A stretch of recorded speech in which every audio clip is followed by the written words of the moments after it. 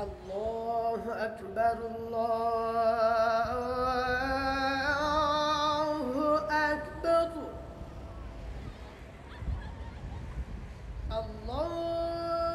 The call to prayer rings out over the ancient Medina in the holy city of Fez. It's a regular school day for 14-year-old Sarah, who wakes up alongside 6 other members of her family who share the tiny 3-room apartment. Soon Sarah and her girlfriends set out on the half-hour walk to school. The first lesson of the day is geography, and Sarah's actively engaged in the class. She's a good student who always tries to do her best and have her homework done on time.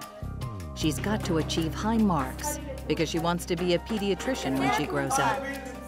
Becoming a doctor is a big challenge for anyone.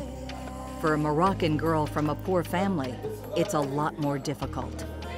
For Sarah, it's a dream that almost died when she was 12. That's when her parents told her she had to drop out of school and go to work as a domestic servant. Thanks to caring teachers and their union's international partners, Sarah was rescued from child labor and was able to return to school.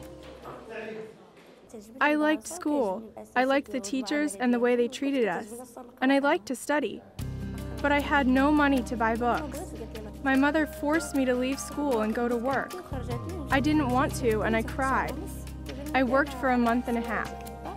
While working as a domestic servant, Sarah found the mistress of the house to be cruel and demanding, and she was paid next to nothing. I woke up at 6 a.m., I cleaned up the house, prepared their breakfast. The mistress kept me busy. I cleaned, I tidied up. When the children came home from school, I had to take off their school bags and shoes and prepare their snacks. Their mother was a hard person. Tragically, Sarah's experience is all too common in countries all over the world.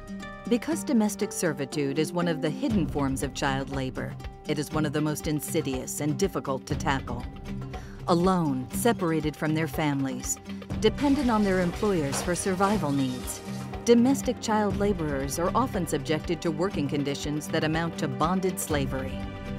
And domestic work is only part of it. More than 200 million children around the globe are forced to labor in fields, factories, mines, armed forces, and even the streets.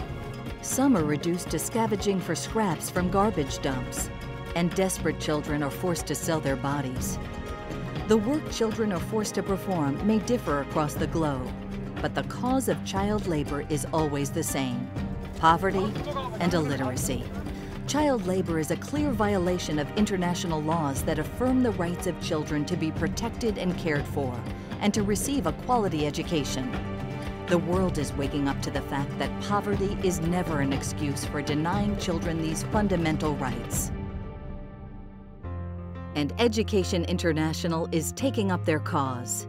With almost 400 member organizations in over 170 countries, Education International is the largest global union federation, representing 30 million teachers and education workers. Working with its member organizations, United Nations agencies, and the Global Task Force on Child Labor, Education International plays a leading role in the worldwide movement to end child labor, promote human rights, and provide quality education for all. These efforts are having real success for millions of children around the world. The teachers' union's work in Fez is a case in point. 3 years ago, the National Teachers Union decided to play a strategic role in helping Moroccan children who were forced into child labor. Abdelaziz Montasir, Union Vice President and a member of the Executive Board of Education International, says providing quality education for children and decent jobs for their parents is the right response to child labor. The key factor is poverty, but also illiteracy. Through discussions and meetings, we have been able to fight child labor by fighting school dropout.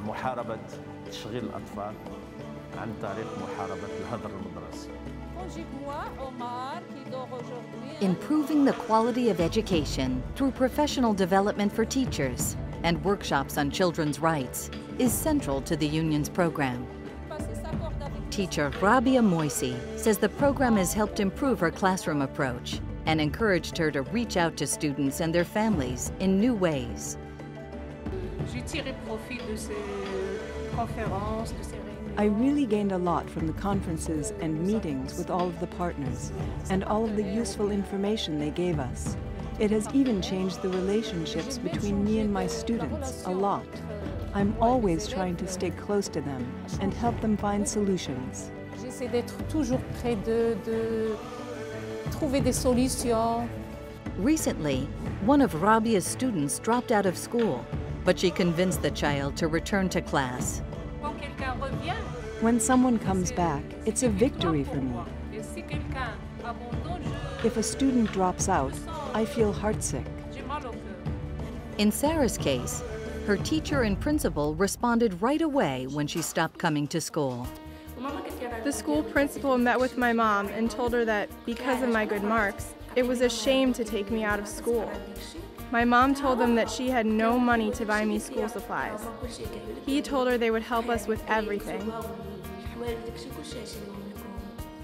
The year before the program was launched, almost 1,400 students dropped out of the 5 schools. In only 3 years, the number of dropouts has declined to only about 120 a year now. How do they do it? The program starts with the basics.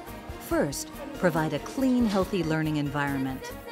At this school, the stench from the latrines was so overpowering, the teachers couldn't open their classroom windows.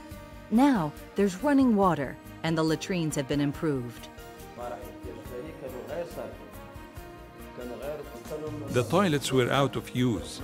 They were stuck. Thanks to this program, we have been able to renew all the pipes as well as painting of the doors. Step 2 is to provide the heart of every school, a library. Now all 5 schools have libraries with books in Arabic and French, and basic literacy programs for mothers are also offered. We need the library because we bring our children here. I never let my children play on the street. I prefer to take them to a place where they can read the books I don't have at home.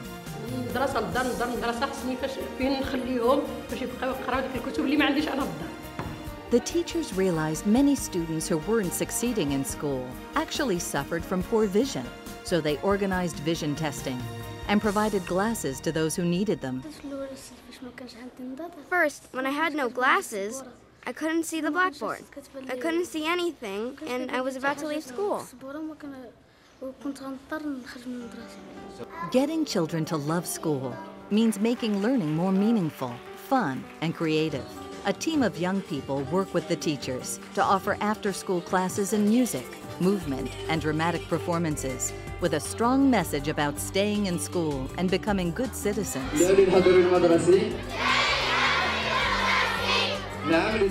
There can be no doubt the union is changing attitudes and saving lives by bringing children like Sarah back from the workplace and into a community of learning.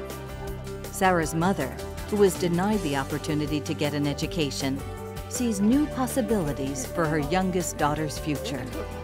I'm proud of Sarah and happy she is back at school. There's a huge difference between the cruelty of my employer and the kindness of my teachers.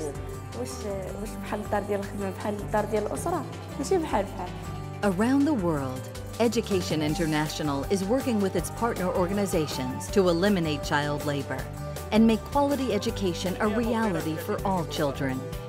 Please join our fight to eliminate and prevent child labor. To find out more about Education International and how you can get involved in the global movement against child labor, visit our website at www.ei-ie.org.